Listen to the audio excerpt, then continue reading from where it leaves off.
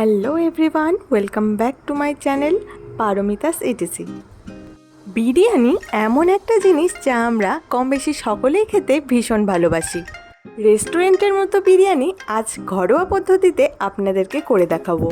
খুব সহজে এবং খুব কম সময়ে যে কেউ এটা বাড়িতে বানিয়ে ফেলতে পারে। প্রথমেই আমরা চিকেনের লেগ পিসগুলো ভালো করে ধুয়ে নিয়ে সেটাতে ছুরি দিয়ে কাট লাগিয়ে দিচ্ছি। এর ফলে চিকেনের মধ্যে মশলাগুলো ভালোভাবে ঢুকে যাবে এবং খেতেও ভীষণই সফট হবে। চিকেনটা ম্যারিনেশন করার জন্য আমরা প্রথমে লেবুর রস দিয়ে দিলাম। এবার দিয়ে দিচ্ছি পরিমাণ মতো নুন, সামান্য পরিমাণে হলুদ গুঁড়ো, স্বাদ অনুযায়ী লঙ্কার গুঁড়ো দিলাম। এরপর একে একে 1 চামচ জিরের গুঁড়ো, ধনের গুঁড়ো এবং বিরিয়ানি মশলা এবং সামান্য গরম মশলা দিয়ে দিলাম। সব মশলাগুলো দেওয়ার পর আদা রসুনের পেস্টটাও দিয়ে দিলাম। এরপর 3 চামচ টক দই দিলাম।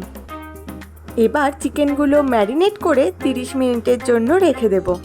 ম্যারিনেট করে রাখলে চিকেনগুলো অনেক সফট হয় এবং মশলার স্বাদ চিকেনের ভেতর পর্যন্ত ঢুকে যায়। দিকে চিকেনটা ম্যারিনেট হতে থাকুক, অন্যদিকে আমি বেরেস্তা তৈরি করে নিচ্ছি। এর জন্য কড়াইয়ে তেল নিয়ে তেলটাকে একটু হাই ফ্লেমে খুব ভালোভাবে গরম করে নিতে হবে। তেল গরম হয়ে এলে গ্যাসের ফ্লেম লো টু মিডিয়ামে রেখে পেঁয়াজগুলো ভাজতে হবে। বেরেস্তা তৈরি করার জন্য পেঁয়াজগুলোকে পাতলা পাতলা করে কেটে নিতে হবে। পেঁয়াজ ভাজা 90% মতো হয়ে এলেই সেগুলো তুলে নিতে হবে। এখানে আমার বেরেস্তা একদম তৈরি হয়ে গেছে। এবার আমি আলুর টুকরোগুলো ভেজে নেব। ওই একই তেলে আমি বিরিয়ানির জন্য আলুগুলো ভেজে নেব। আলুগুলো ভাজার সময় আমি পরিমাণ মতো নুন, লঙ্কার গুঁড়ো, হলুদ গুঁড়োও দিয়েছিলাম। এবার বিরিয়ানি যে পাত্রে রান্না করব সে পাত্রেই মাংসটাকে কষিয়ে নেব। প্রথমে আগে তেল দিয়ে নিলাম। তেলটা একটু গরম হতেই জিরে ফোড়ন দিলাম, সাথে 2টো তেজপাতা আর গোটা গরম মশলা আর একটা শুকনো লঙ্কা। ম্যারিনেট করা চিকেনগুলোও দিয়ে দিলাম।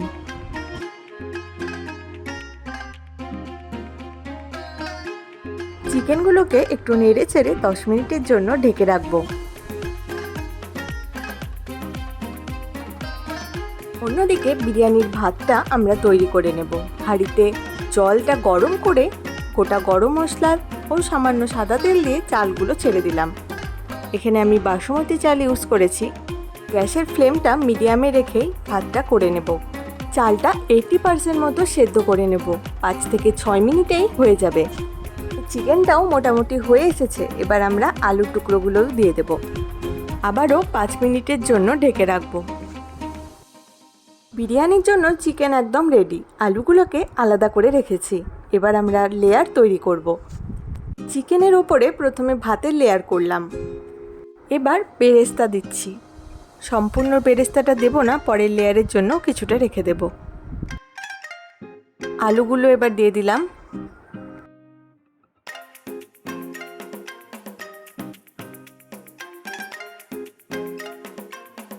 একইভাবে আবার ভাতটাও দিয়ে দিলাম।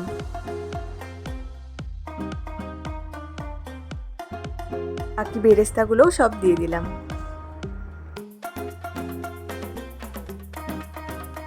দু চামচ মতো বিরিয়ানি মশলা দিলাম।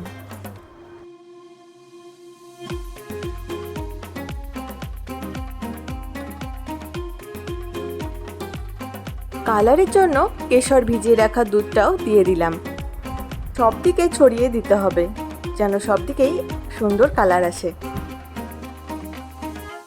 এবার 2 থেকে 3 চামচ মতো ঘি দেব। বিরিয়ানি দমে বসানোর জন্য আমরা হাঁড়িটাকে ডাইরেক্ট ওভেনের ওপরে বসাবো না। এর জন্য প্রথমে একটা তাওয়া নিয়ে নেব, তার উপরেই হাঁড়িটাকে বসাবো। হাঁড়ির ওপরে ভারী কিছু চাপা দিয়ে দেব। এর জন্য আমি এখানে 1 বাটি জল ইউজ করছি। এইভাবে 15 মিনিট দমে রেখে দিলেই তৈরি আমাদের বিরিয়ানি। আসুন আপনাদের দেখিয়ে দেই চালটা কতটা ঝরঝরে হয়েছে। খুব সুন্দর গন্ধও বেরিয়েছে। এইভাবে আপনারাও বাড়িতে সানডের মেনুতে চটজলদি বিরিয়ানি বানিয়ে ফেলতে পারেন।